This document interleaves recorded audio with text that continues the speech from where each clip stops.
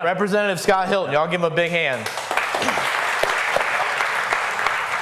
Well, anybody that has met Scott is like, oh, he's the best. And so Matt Stout, who I just saw pop in, introduced us a few weeks ago and told me a little bit about Scott. But Scott, I'd love for you to introduce yourself, maybe tell everybody where you're from, how you got into politics, kind of wherever you want to go with that. No, I appreciate it. Thank you for those kind words. Awesome to be here this morning, guys. It is a great day to be a Georgian. It's even a better day to be a Republican. And to be in this room, yes, you can applaud to that.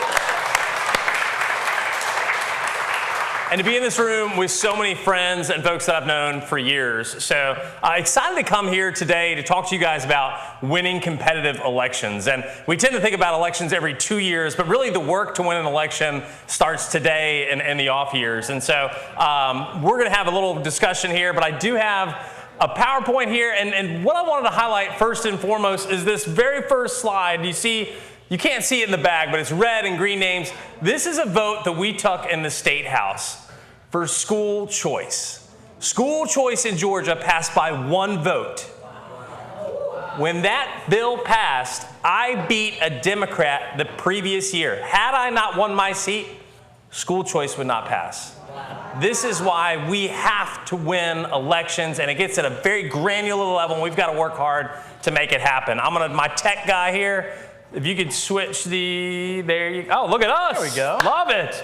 This is my crew here. This is why I do this. My wife and I, we moved from a very blue state at the time, blue city. We moved from Philadelphia, and we moved to Georgia for a reason, because at the time we came here, it is a bright red state, and it was on the right track and doing the right things. We still are, but we've got to keep it that way. And I am the brick in the wall that keeps the Democrats at bay, and they are trying to bust through that wall every single day, and I'm not going to let them because of this right here. My daughter up at the top there, she plays lacrosse. She scores a goal, she gets ice cream. My wife there, who is probably still in bed right now, God bless her. That is my middle son, Chase. He has Down syndrome. He is amazing. I love him to death. And I couldn't get a picture. I have an 18-year-old son, and he doesn't let me take his picture. So this is like a stock photo of like what he would look like. Yes. If you go to the next slide there. 2 things you need to know about me. Number 1, I love politics, I love serving, but pickleball is a close second. So apologize to any tennis players in here, but pickleball is my first love. It's awesome. And then years ago, I started on kind of a personal journey to hike at the highest point of every single state. And I'm currently at number 43, hope to do number 44 this upcoming summer. We're going to knock out Wyoming. But this is me at the top of Utah, the highest point, Kings Peak, the highest point in Utah. So, and then finally, I have the honor of representing House District 48. This is, hey, we got one. That's my constituent back there. Yes. Love you, Stephanie. Thank you. Loyal, yeah. Came all the way here. Yeah. What I love about my district, and hopefully some of y'all see the Rorschach test here, however they drew it, it is in the shape of a baby T-Rex. You can see the head. Yeah. Absolutely love it. But this is my house district. It runs all the way from Ameris Bank Amphitheater, North Point Mall, all the way down to Peachtree Corners, 2/3 Fulton County, 1/3 Gwinnett. And what's unique about my district is that I have flipped it red. It is blue, blue, blue, blue on all 4 sides. Awesome. So we're going to talk about a little bit about that today. Yeah. Well, first of all, you guys ever meet somebody and like immediately click with them and then realize why later on? I don't know if y'all noticed, but I walked in with a Philadelphia Eagles jacket today, and Scott's from Philly. Didn't even know that. I don't know if you know this. I know you don't, because it'd be weird if you did, but I've got my pickleball paddle in the back of my car. So did we just become best friends? Maybe. But anyway, so yeah, that's amazing background. Yeah, that's fantastic background. So my first question, you kind of led right up to it, is what would you say, what are the numbers on the percentage of your district? Like, what are you up against as far as your Republican, Democrat incumbent? How's the deck kind of stacked for you? Yeah. So again, I hate to go back to the PowerPoint. I'm gonna have my guy flip to the next slide here, buddy. I'm a visual guy, right? So I need to see, what things look like. So here's the baby dinosaur, right? So here on this side is U.S. President, the most recent election, Trump, Kamala. This is what the district looked like here. So Kamala Harris won my district. She won it by about 1%. So Trump in my district got about 48.5. Kamala got pretty close to 50 in my district.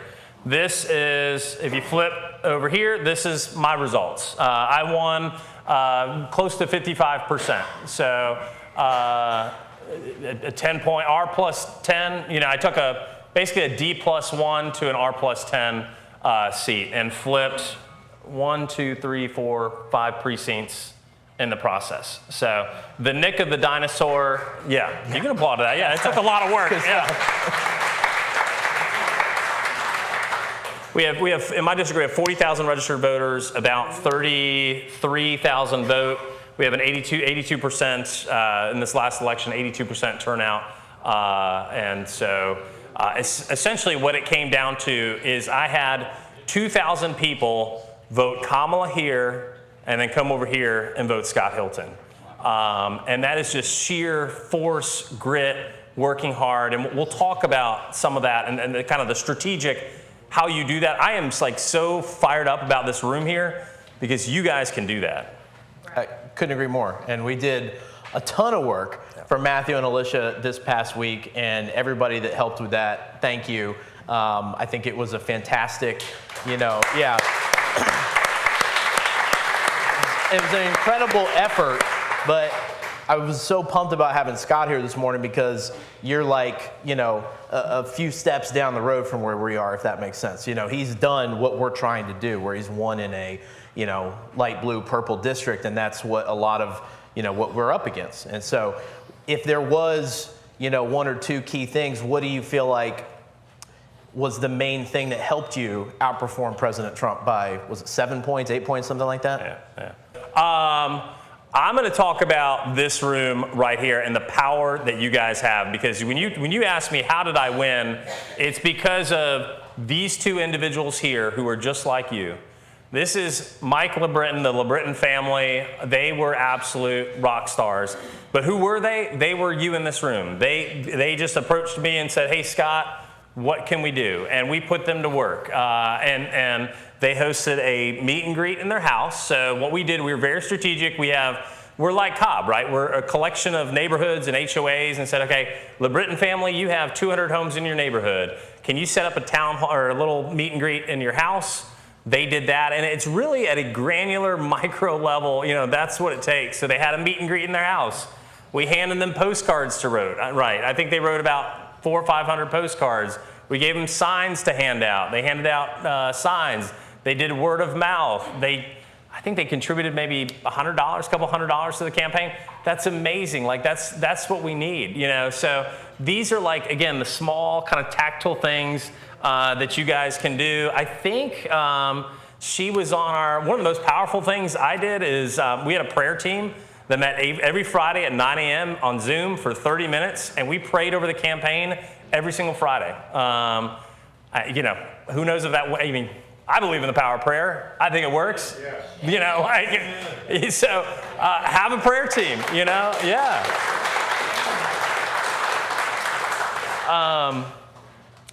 But and I've got a slide about this. There's nothing, the only thing that I can personally control is how hard I work. And I was committed to working harder than my opponent ever could or ever would. And really, elections come down, I call it the 3 M's. It's money, math, and message. So let's talk about each. Money is oxygen to a campaign. You can't breathe if you don't have oxygen. You can't win if you don't have money. And our race, it was one of the most expensive state house races in history. Because as I said, they're at the gate. They want to bust through. And so my opponent, she had 90% of her money came from California, New York, and Illinois. 90% of my money came from right here in my backyard, my friends and neighbors. I raised close to $700,000, $300 at a time. And so that involves me going into a room, making calls for 8 hours at a time. Hey, Joe Smith, will you give a little bit of money? Because again, money is oxygen. If you don't have it, you can't breathe. Message. We'll talk about this in a little bit. message. You have to know what your voters care about or concerned about, and repeat that message over and over till you're sick of saying it. So for me, it was the economy, inflation, immigration, and public safety / education. And I kept repeating those things until I was sick of repeating those things. But just when you're at the door, it's so easy. Hey, what do you stand for? Low inflation, close the borders, and good education. Oh, people, I can get, Again, we'll talk about for the Democrats, abortion was like their main issue they talked about. And it concerned us. We had seen some races before us that had an impact, but it was fascinating. When we ran the polls, abortion was the #1 issue with Democrats. But when you stripped it back for swing voters, Republicans, that was nowhere near the top issue. And so they were running on an issue that was a losing issue. And so it's money, it's message, repeating the message over and over, a message that resonates with people. And then finally, math, right? So Trump lost my district. If he had lost my district if he had gotten 45, 42%, it just doesn't work. I see a lot of candidates who come to me and say, hey, Scott, I want to run in a district where Trump got 38%. Congratulations. It's probably not going to happen, brother. I love you. And we need those people, though, because we need candidates who are willing to put their neck on the line and run losing races to suck up money and time for Democrats that are running. But know the math. Know the math going on. Is it feasible? We scratched out kind of a Republican over Trump by about 6, 7%. 8, 9, 10% is about the most you can do. Really, our fate is sealed as to what happens at the top of the ticket. We can dial it up or down below, but it gets to be very difficult over 10%.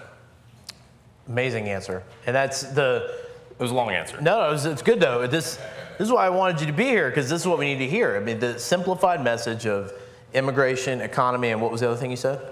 Public safety / education. These are values that I think are translatable to Cobb County, big time. Things that I think, purple voters, light blue, light red, people agree that these are all things that they would like in Cobb County. And so I love that you're able to share that, because that's what we need to hear. If we're trying to win these races, that's kind of, we got to focus on the things that matter. And so that's fantastic. So based on the map, I think I can kind of answer my own question, but give us a little bit of the backstory on what the kind of dogfight that was this race, or why was your district targeted so heavily by the Democrats, or what kind of went into defending a seat that was like absolutely under fire. Yeah. Let's go to the next slide here. This is the total universe of voters that we targeted, 30,000 voters. We had about 8,000 independents. And you'll see on the next slide, what's happened in my district, it was a solid red district. And then my Republicans have become kind of more independent over time, where they kind of flip back and forth, red versus blue. My Democrat numbers stayed pretty solid. And so over time, I've had to speak more to independent voters. And so we had about 6,000 independent homes. And then we had about, where are my soft Democrats? It's funny, it's such a small number. We had about 600 soft Democrats. So for me, personally, I knocked on a little over 5,000 doors between the months of August and November. And the way I did that is just reverse engineered it. I figured out, okay, for me, by election day to get to 5,000, I need to do about 400 to 500, 500 a week over 10 weeks. Well, how do I do, it's kind of like how you eat an elephant, one bite at a time.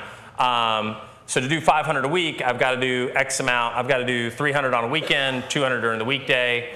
And I got it down to where I was doing about 18 homes an hour, just boom, boom, boom.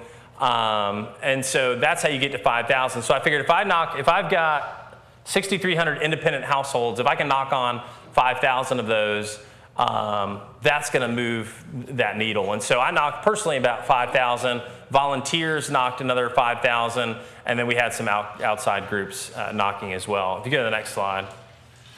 This will be really hard to see in the back.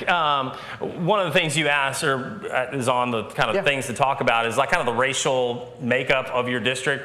And it's really fascinating, big picture, the change of the parties. The parties themselves are changing. When I grew up, the Republican Party was kind of the wine and cheese party. Now we're like the the beer and, we become a lot more, and so I represent an area that was kind of formerly that Republican, that country club Republican. And so you can see it kind of in the numbers. It's a very white, affluent district. I've got about 6% Asian, which is mostly Hindu, Muslim, and then about 10% black, and then about 70% white. So you talk about kind of messaging and stuff like that. Really, our messaging, because it's majority of our voters are female. So a majority of our messaging was around issues that impact females. We had a great ad where, I got a buddy, he does ad work, he filmed the video, and it was a suburban mom looking right into the camera saying, I trust Scott with my family, my kids, education, and healthcare. And that was one of the most powerful things we did, just direct to camera, putting abortion on the side. Like, I'm a suburban mom that thinks Scott's great, And so again, that gets back to messaging, how you effectively message. And we used that ad. We were, like I said, on my campaign, we spent a little over $1 million. We were on streaming, we were on TV. I'll talk about this later, but text messages, we all hate text messages, but they work. And what's cool about text messages is you can send out a video of me talking to you, and it goes directly to your phone, and we can target you. I mean, there is so much we know about you, it is really scary. My favorite story is I would get when we text thousands of people, I get an Excel sheet back with all the replies of what people have said. That is truly a humbling experience. Reading F you, Scott, go away, I wouldn't vote for you if my home was on fire, But it was also very strategic because people would reply back, people you had no idea who they were. Oh, I love Scott, I support him. And then we had their name, their address, and we'd follow up and say, hey, would you like a yard sign? And we've got hundreds of yard signs out of that. As we're talking about yard signs, though, yard signs do not vote. Yard signs do not vote. You can have a district littered with yard signs, and you will lose. All right? So yard signs make you feel good, your wife feel good. I'm sorry, I'm looking at my sign guy here. Matt he popped back in. there, No, I know. Big signs work. He just yard showed signs up. don't work. There you go. Say the word sign 3 times, he appears. There he is. I love it. Best in the business. Yeah. But his signs work. His signs Just work. Other ones might not. Yeah. But in my district, so 2014, it was 60% Republican, 30% Democrat, 7% Independent. Fast forward 8 years, it's 44. So it went from 60 to 44. The Democrat number stayed almost exactly the same, but the Independent number went up pretty significantly. Yeah, that's amazing. So you talked a little bit about this, but talking about campaign strategies, whether it was video on Facebook or door knocking or text messaging or whatever, what did you find to be the most effective tools kind of in the toolbox that helped you guys win? Yeah, go to the next slide. Yeah, I think I've got it. We'll go back to this because this is amazing. If you haven't figured this out about me, right? I love data. Data helps too with elections. I'll hit it while we're on here too. One of my favorite things my consultant would provide for me is every day of early voting, he would send me this right here. And this looks like a total mess, and you're like, what is this? But we have data on when you go vote, we find out about 2 a.m. that morning who voted that day, right? So we know your profile. We know this room, you guys are hard Republicans. So we know once you voted, okay, here's our bucket of hard Republicans who have voted. Here's the independents that voted. So every single day, we have almost kind of a running tally of who has voted that day. And so this is day 17. This is the last day of early voting. I had 11,000 Republicans, 8,000 Democrats, and 5,000 swing voters who had voted. And then what we did from there is we knew who had voted, so we took them off. And Republicans were really good this cycle, and Trump did a really good job of messaging around this, of voting early. We have been really bad about that. I'm personally bad about that. I love voting on Election Day. So what I did on Election Day, and this again is another tactical, anytime someone in my district texts, calls, emails me, I put them in my phone, I put them as House District 48, and so then on Election Day, I'm literally sitting there texting, calling, have you voted yet? Go to, because you could literally win or lose an election based on just a few hundred votes. So I've already mentioned the 3 M's, money, message, and math. Money, money, money works. And we are up against the machine and the Democrats who are act blue. That money is so sketchy. I can't wait for Congress to do something about that, because that is absolutely foreign money that's pouring into our. And I do have a bill that we're working through that would limit out-of-state money. I don't know how constitutional it is, but we're working on it. Working harder than your opponent, door knocking. Talk about mail pieces real quick. Mail pieces seem to be like really old, but they still work. We focus, a lot of people are like national politics. I don't like Trump, blah, blah, blah. We focused really on local issues. We did an endorsement mailer where like I had people in the community, mayors, city council folks, local folks who endorsed me. What I loved about that mailer, it was like men, women, African American, Asian, like you had this just, in fact, where's my little baggie here? I'm sorry. There's like a little. Yeah, I got show and tell for you guys. I'm sorry. I'm cooking now. Yeah, I know. And I got to get out because Shelly Winter's here, and he's probably like, dude, you got to go. Yeah. So I had like an African American voter come to me, and he was like, Scott, I'm like a soft Democrat, but I'm voting for you because of like, I looked at the people who are supporting you, and this is like everybody, right? Like these are people of all backgrounds, all races, like, so this was one of the more powerful things that we did, and I'll pass that around there. One of the most powerful things we did is my wife handwrote a letter, and then we copied this over and over and over again to make it look like a handwritten letter. And we still get mail to this day from people saying, hey, thank you to your wife for handwriting that letter to me personally, them not knowing that we sent it to like 16,000 people. Like it's wild. Like she wrote one of them. Yeah, she wrote one, like legit. But like little old ladies are still writing us to this day, like, thank you for your wife's sweet letter. And so we sent that out. I'll let you see that, yeah. And then we were getting, so when you spend $1 million, your opponent also spends that, and they spend $1 million talking about like what a horrible person you are. And so we blunted that attack with, I mentioned my son earlier, he is really why I do what I do. And so we sent, and this was kind of vulnerable for us, but we sent a whole mailer on my son and what Down syndrome means to us, what special needs community means to us, just to kind of blunt the attack that was, like there was mail like, with me holding a gun to a kid, like I'm gonna kill you, it's wild, Wow. And it's on all platforms. So the wife letter, the son mailer, negative ads, we all hate them, but they work. So in my first campaign, my first 2 campaigns, I didn't go negative. I'm a big believer now. I go negative, but for me, it's gotta be rooted in truth. It's absolutely gotta be rooted in truth. The issue with a lot of folks in politics is it doesn't have to be negative mail. I've learned over time, it doesn't have to be true. It just has to be believable, right? So folks can claim, I think in my first election, the guy said that I voted for Obama, which wasn't true. And really, it wasn't believable. So the attack didn't work completely. But if it's like Scott is a Republican who's going to strip away women's rights, it's not true, but I'm a Republican, right? That's kind of in the ethos of. So politics is fascinating in that respect. We talked about the women ad, the text messages, and then we hand wrote 6,000 postcards that went to women-only voters. We also wrote another 5,000 postcards that when I was on the doors, let me see, Well, these are my, So the volunteers that I mentioned, we'd have stacks of these. These are 100 postcards. And if I'd have a volunteer, Scott, I love you, we just hand this to them, they'd write postcards. And then for every door that I visited, we had a handwritten postcard for doors that who were not there. Hey, I'm sorry I missed you. Here's my personal cell phone. Give me a call if you want to chat about anything. Yeah. That's incredible. You guys learned anything? This is good stuff. We'll kind of start wrapping up here, Scott. Yeah. I had a question about, this will probably be a quick one, but you obviously are in a district where you have different nationalities and stuff. When you're connecting with those folks, are you going to them in their language? Are you guys sending things in Spanish or in, Korean or whatever those people are? How are you working to connect with those smaller people groups in your district? That's a great question. We debated that a lot. And it's hard, right? Someone's Asian, but underneath that, there's so many subgroups.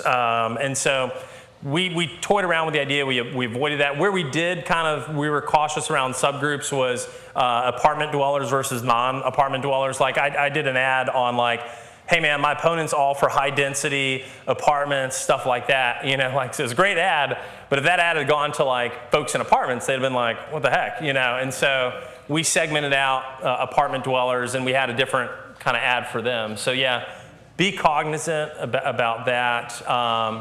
But absolutely, we as Republicans, I think we've done a good job. You know, like I love Trump's message of like, hey, y'all have been voting Democrat your whole life. What has that gotten you? You know, like, I mean, and Amen. And I mean, my core message, when people are like, hey, what do you stand for? Limited government, low taxes, family values. Like that's like most everyone, and especially amongst minority groups right now, I mean, they are looking at like this crazy transgender, all the woke ideology. You know, it's crazy. I had a bill this year to end transgender surgery for prisoners. Yeah. Like, you know.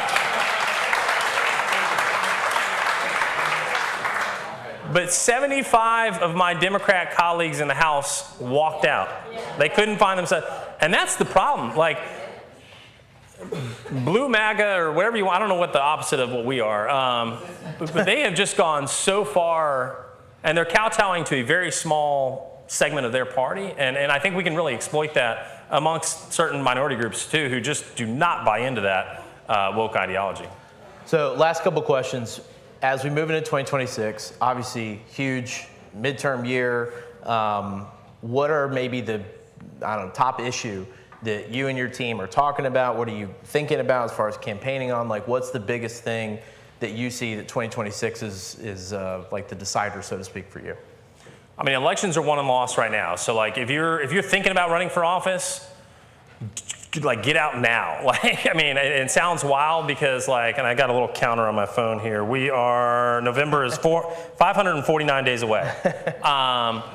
Get out now to raise money, raise ID, start collecting the data that you need, get your name out there, because it starts today. And it's forming relationships, getting to know people. Like I said, 2,000 people voted for Kamala and then me because like they have a relationship with me, my family, they know us, and we've invested that time and that effort into making that happen. But yeah, absolutely. We as a party, I mean, be doing all the things now because listen, we know it's a midterm. We know what happened, you know, typically in midterms. I don't think this one's going to be as bad, I hope, you know, because I think we've addressed a lot of what went wrong under Joe Biden. But it's not going to be easy. So, and it takes, if everybody in this room does one little thing, raise money, write a postcard, have a meet and greet, word of mouth, contact a neighbor, run for office, and reach out to folks like myself. Like, I want to pay it forward. Somebody invested in me. I want to invest in you to make it work and give you all the secrets and tips and tools and tricks. But do it now. Like, there's no time like the present. We've got to win. I mean, to be honest, I mean, Georgia, it's so funny. Like, every election's the most important. Like for Georgia, if you live in Georgia, this next election is the most important for our state. We've got a midterm where governor, lieutenant governor, pretty much every statewide office is going to be open. And then, like I said, Democrats, we have a 10-seat majority in the House. Like, they smell blood in the water, and they are coming after it like nobody's business. And so I've lived in a blue state. We do not want to be a blue state, let me tell you. And so that's what keeps me up at night and makes me work so hard. Yeah. Well, I think I'm probably not too far out on a limb to say we'll go a lot of months before we have somebody here that was as prepared as you were today.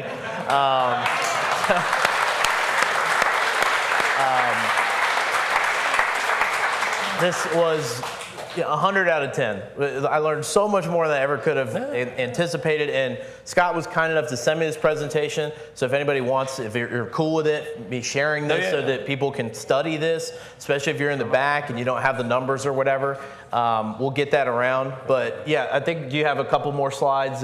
Just one. So if you scan this QR code, that'll give you my cell phone, all my contact information. Please give me a follow on social media. Social media, by the way, it can't win you an election, but it can lose you an election. Think twice before you post. Post frequently, though. The algorithms like content. They like video content. So don't be afraid. Put yourself out there. Be authentic. But give me a follow at Scott Hilton GA. And then I would be remiss if you go to my website, Scott Hilton GA, click the donate button. I've got to raise another $1 million, and if I can get 25 bucks from everybody in this room, that would be awesome. But seriously, I am completely accessible, cell phone on everything. Reach out to me. Honored to serve you guys. This is the fire right here. I am so fired up seeing this room. Cobb's going to change. We need it to change. I live in a blue county now, Gwinnett. I am terrified. I do not want to be DeKalb overnight. You guys don't either, so let's keep rocking it. Thank you, guys. God bless. Thank you, Scott. Great job. Trust you, dude. This is awesome. Thank you.